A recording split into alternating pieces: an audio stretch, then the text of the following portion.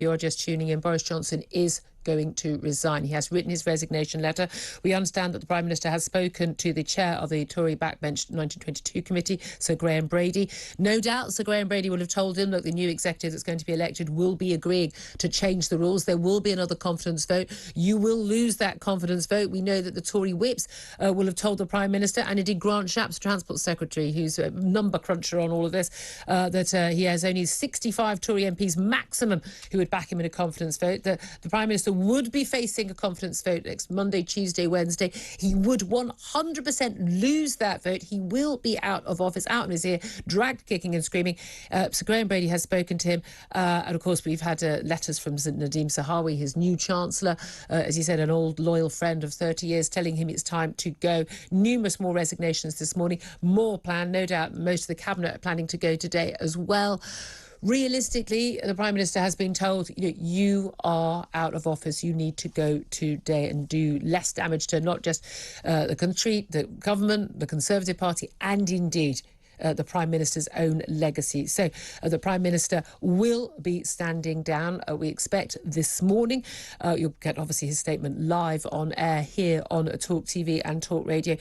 He is going to stay in position, though, as Tory leader and indeed in government until a new Tory leader is in place, who should be in place, according to a Number 10 source, by party conference in October. I'd like to point out that I was one of the people saying quite a few weeks ago, Boris Johnson does not survive to party conference. It was untenable for him to be delivering a speech to the party faithful at party conference this autumn in October, when he has all this hanging over him and so little support on the backbench as well. Let's talk to Peter Caldwell, talkradio's political editor, who joins us now. Good morning to you, Peter.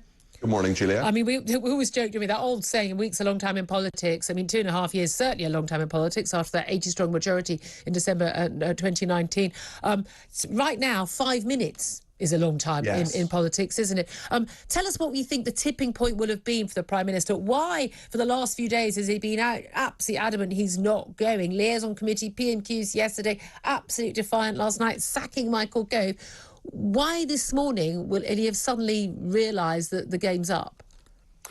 Well, Boris Johnson has always broken the rules of politics in so many ways. That's been to his success in many respects. The 2019 election, for example, broke many of the rules of politics. And certainly, basically, every Prime Minister, even Tony Blair, even Theresa May, knew when it was time to go and resigned.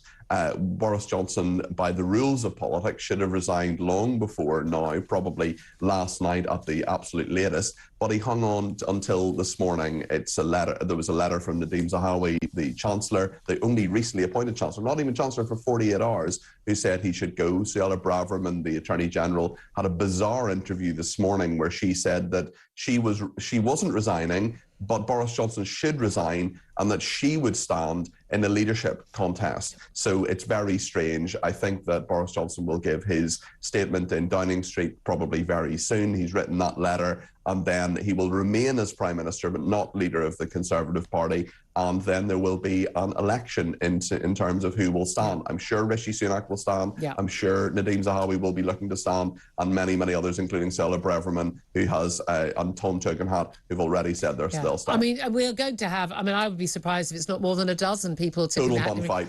Yeah, well, again, as we know in these election situations, we've been asking people this morning to text or tweet in rather ahead of the game, as we often are here at Talk, about who do you want to replace Boris Johnson and why. Most people are just saying a Conservative for a change would be nice. But this is the thing. We've got so many people, runners and riders, people who are senior positions in Cabinet, people like Nadeem Zahawi, who was already tipped as a possible contender, but upping his chances, he felt, by becoming Chancellor. But in name recognition, there had been that plan that he was going to be announcing tax cuts today as part of a new economic plan. When I saw that last night from a Downing Street source, I did guffaw out loud, thinking, that is not going to happen. Even if it did, it would be a game changer.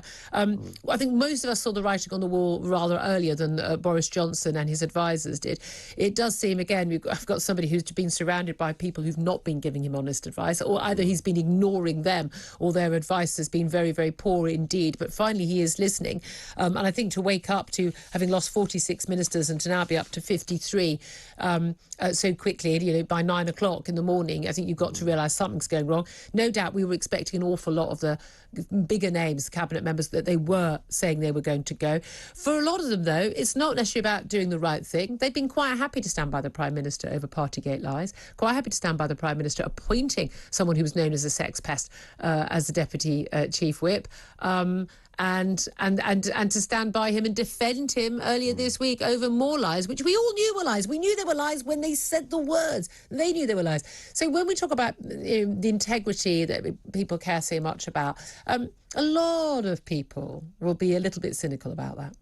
I think a lot of people, a lot of senior politicians have been very damaged in the last 6 months, as you correctly say, Julia, and I think that politics has been damaged. I think the image of the country has been damaged. I think there are international people looking on those comparisons to Donald Trump not accepting what is happening, the reality of politics. And there are many comparisons between Donald Trump and Boris Johnson that have been made that are pretty lazy, just a bit, you know, probably shouldn't be made. But in terms of not accepting the political reality, I think that comparison actually is quite reasonable. But now Boris Johnson has accepted the political reality.